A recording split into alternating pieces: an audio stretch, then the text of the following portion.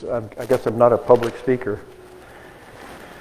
But basically what I wanted to do is give my testimony. Boy, it sounds like I'm really loud here. Yeah. So, give my testimony of the day of my salvation, and then I kind of want to go over some of the things that Margaret and I went through with whenever I went through the liver transplant. And hopefully it'll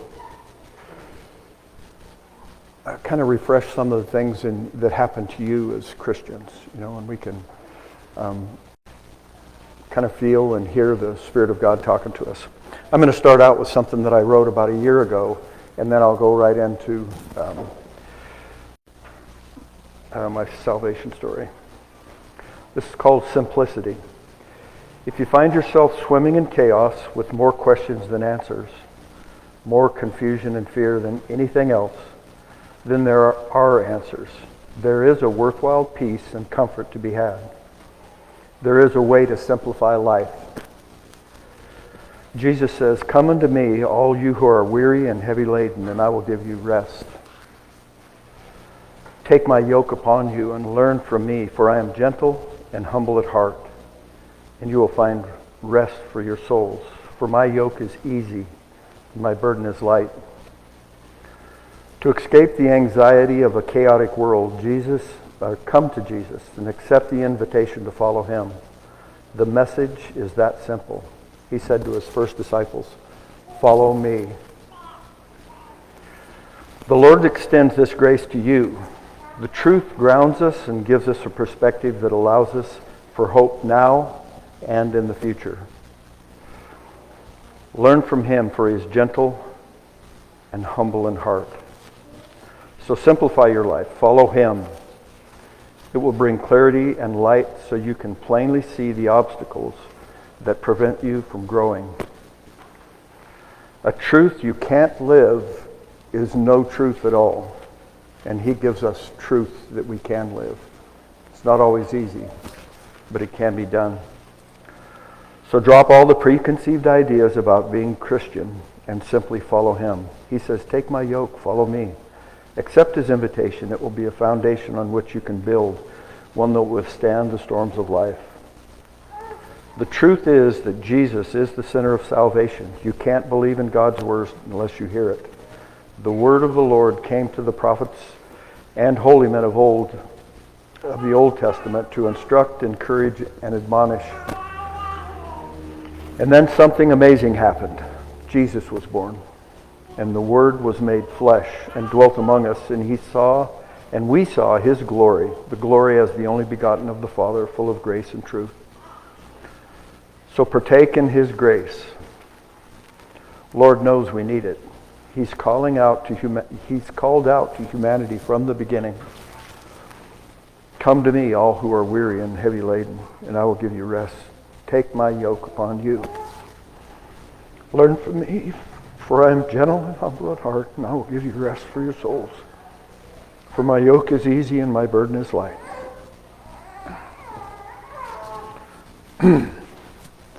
So, let's see, I was about 24 years old. It was in September of 1979. And I was a hellion, doing all the things that people shouldn't. I was a young father. I had a 2-year-old son at the time and a wife. And like I say, I was doing all the things that I shouldn't be doing. Staying away from home, not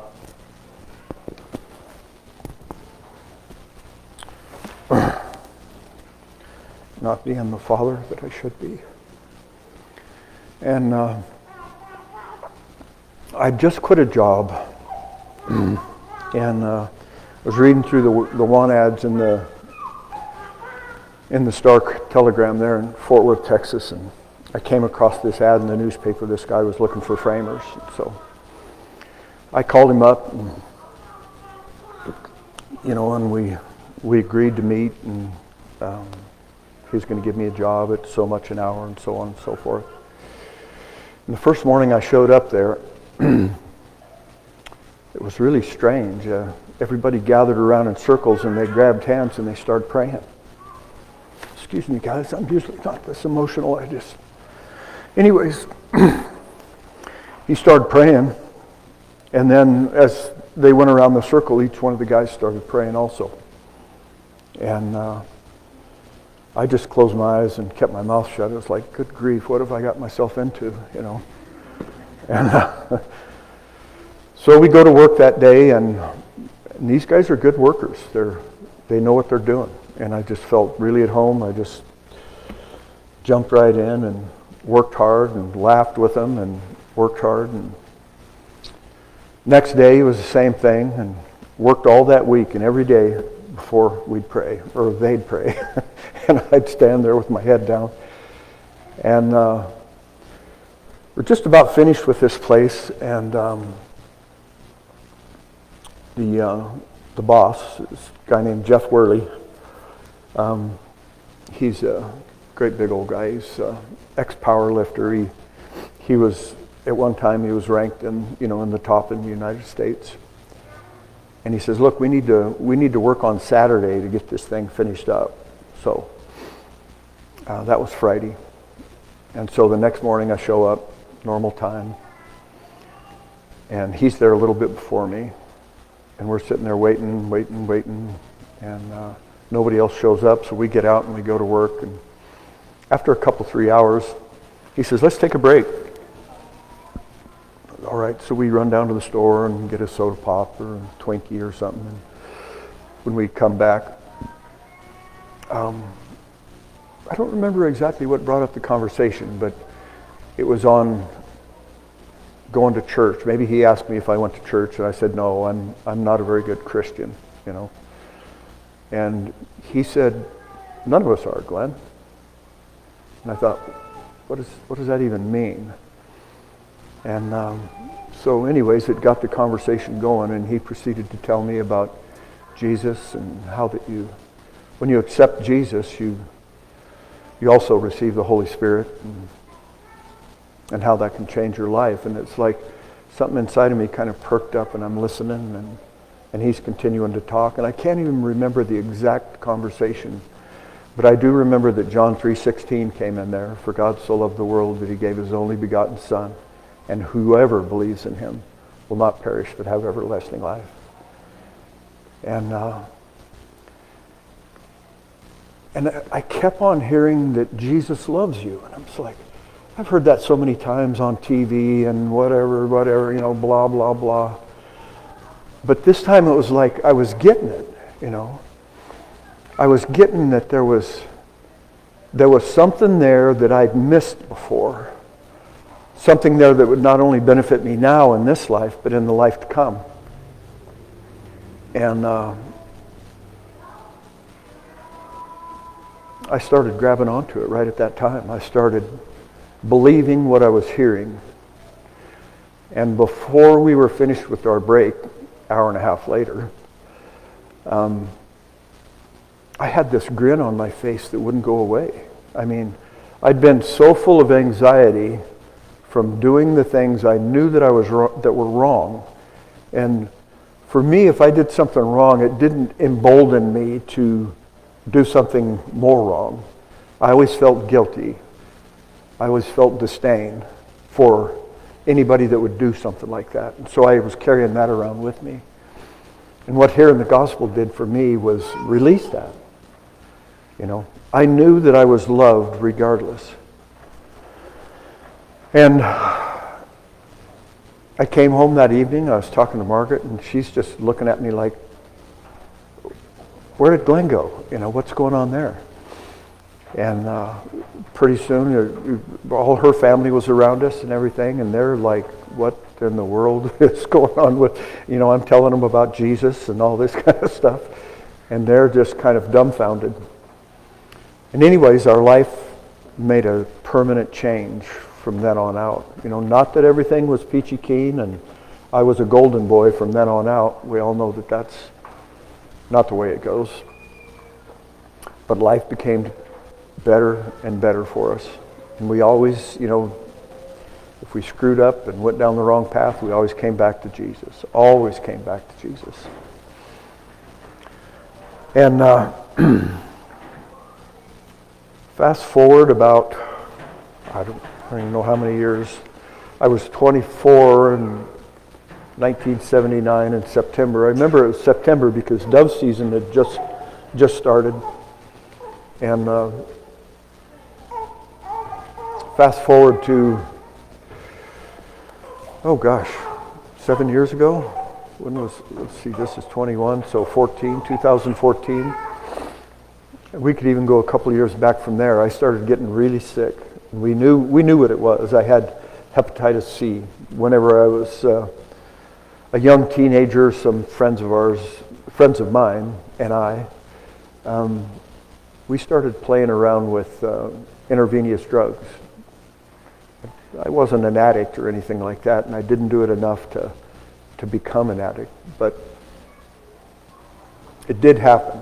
And let this be a kind of a warning for everybody. I mean, the couple of times that I did it, I picked up something called hepatitis C. So it's not like you have to become a raging addict to catch some horrible disease. Anyways, we found out I had it, and life was going on, and I just keep on getting sicker and sicker and sicker until finally I can't work. My calves are swollen up about like this. My belly's all extended from being full of water and everything. I'm jaundiced most of the time. Actually, one time before transplant, we actually had to take me to the hospital, and they stuck a big needle in the side of me here, and they let all the fluid drain out, and they got like 3 liters of fluid out of me. I mean, it was getting so much that it was pushing pressure on my lungs that I couldn't breathe. And anyways, we were going to church and reading our Bibles and praying, just like we'd always done.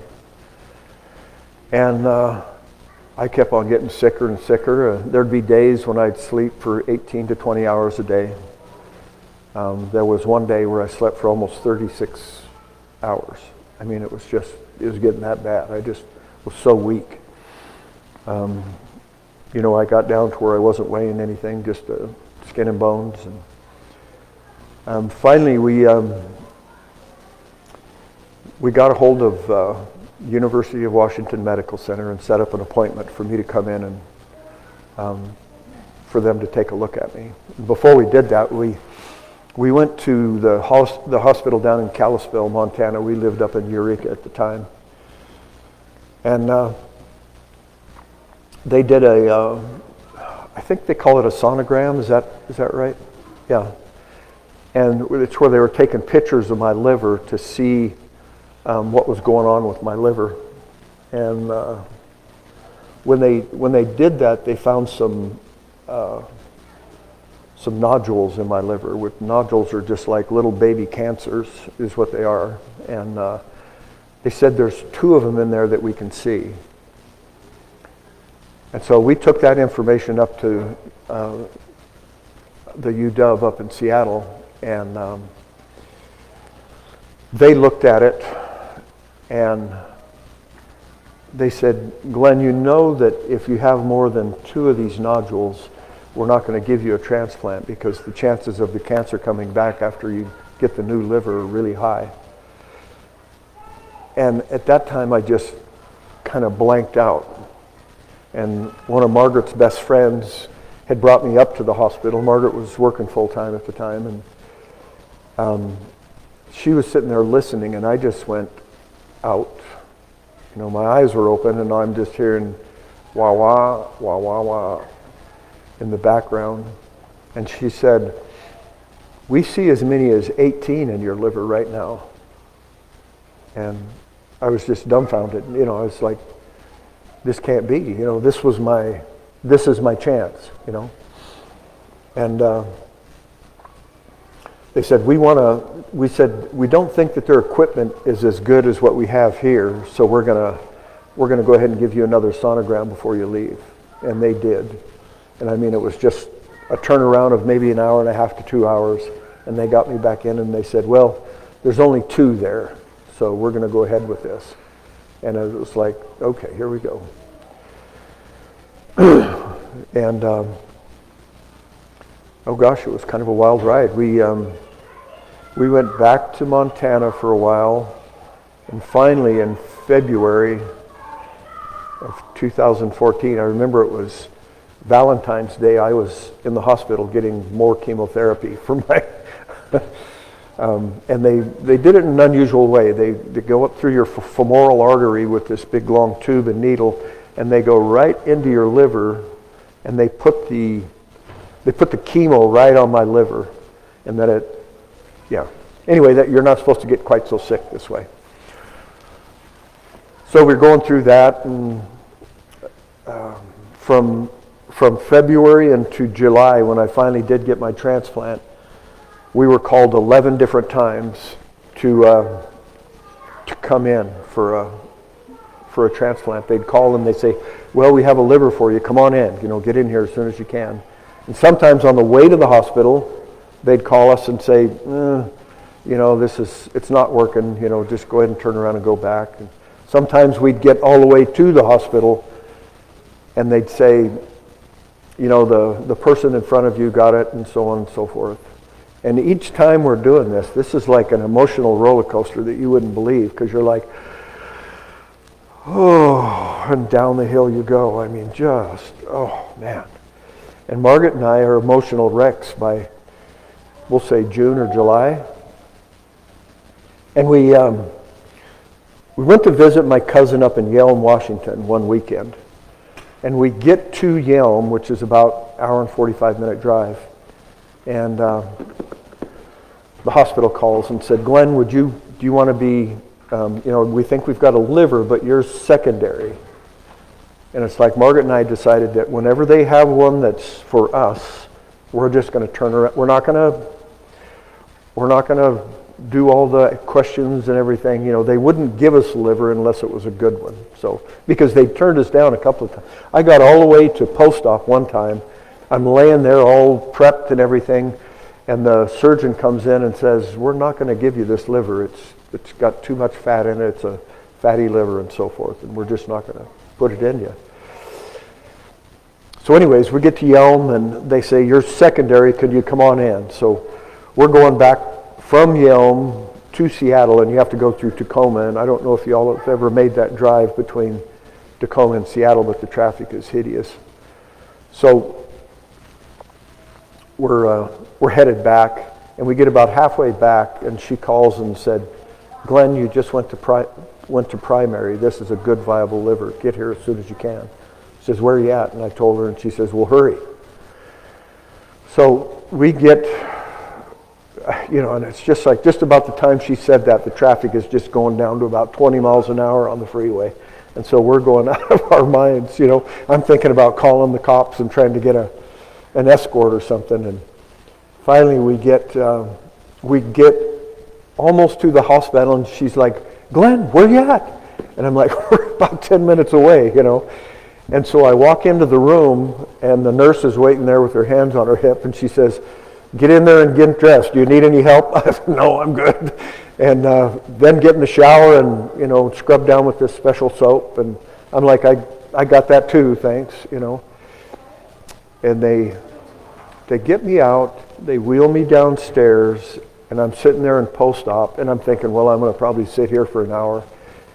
And I was there for about 5 minutes, and they wheel me into the operating room. And it's this pretty good sized room with 2 tables sitting right in the middle of it, and then a utility table over here that's got all the implements of destruction and all that kind of stuff on it. So, but it's white subway tile, and everything else is stainless steel, and I mean, it's stark. It's like, and I'm laying there on this bed, and they're getting me ready for, I guess it's not a bed, it's a stainless steel table with a little pad on it, and then me. And I'm laying there thinking, well, this is it. I'm either going to wake up from this or I'm not, And Margaret and I used to say, it's kind of a win-win for me, because if I stay, that's good. I can be with my family and friends and so forth.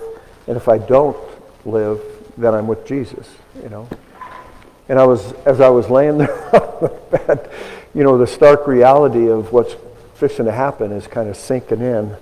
And I'm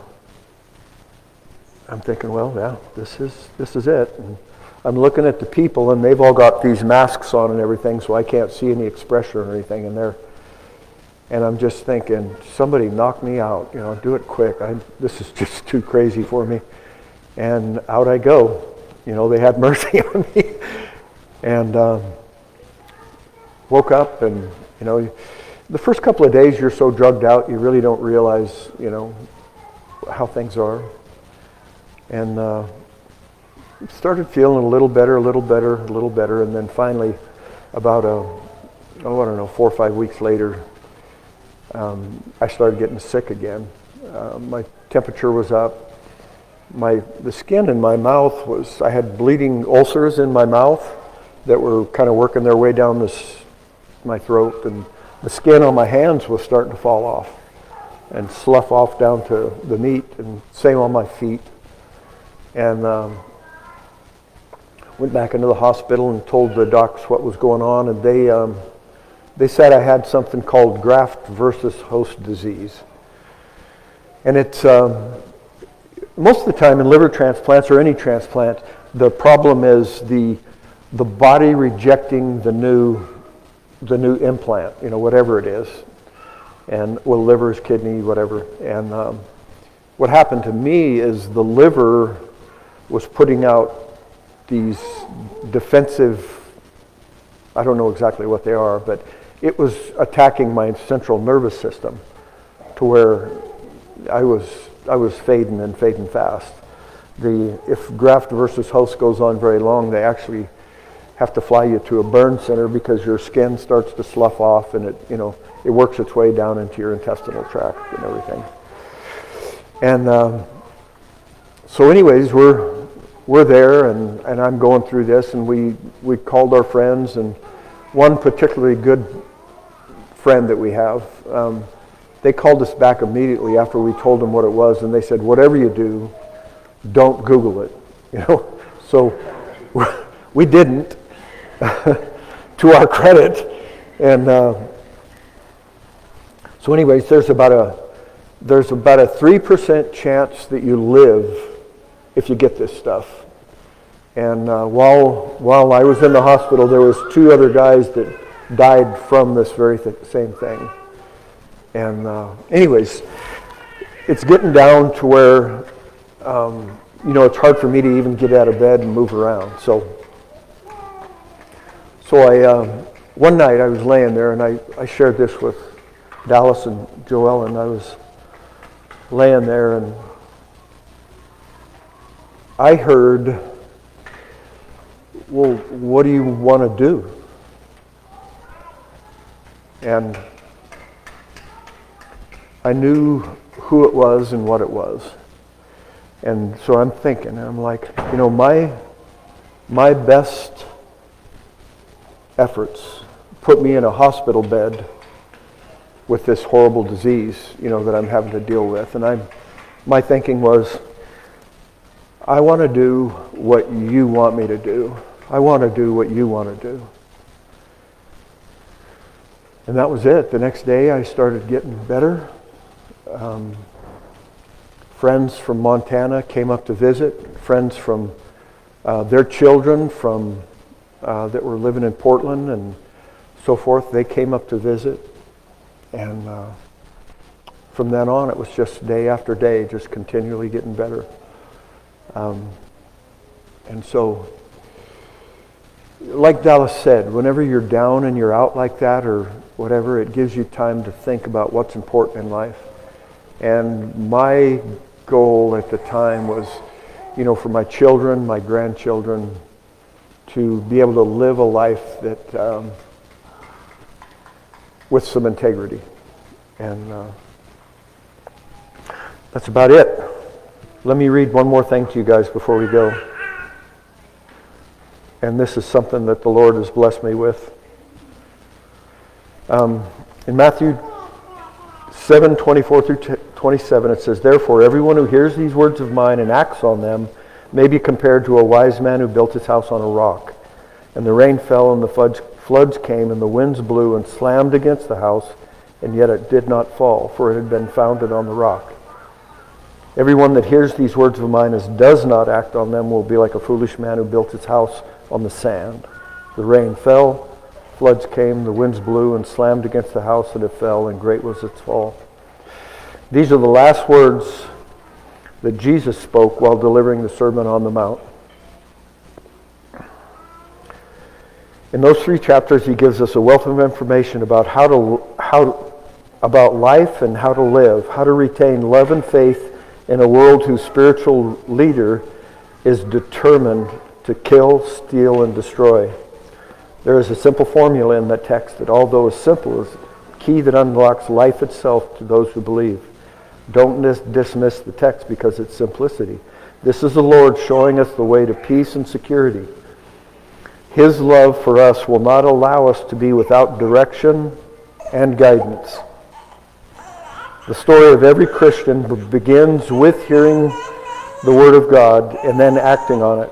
This story doesn't vary, and it's consistent with everyone. And as we hear the Word, we act on it. Faith comes by hearing, and hearing by the Word of God. This is the path. This is the narrow gate. Enter the narrow gate, for the gate is wide and the way is broad that leads to destruction. And there are many who enter in, for the gate is small and the way is narrow that leads to life, and there are few that find it. To be clear, this point cannot be ignored. Hearing and then acting is faith that saves. In James, he labors to make the point, and then in verse 26 he comes to this conclusion. For just as the body without the spirit is dead, so faith without works is dead. Therefore everyone who hears the words of mine and acts on them may be compared to a wise man who built his house on a rock. The rain fell, the floods came, winds blew, slammed against the house, and it did not fall, for it had been founded on a rock. Thanks, guys. I appreciate it.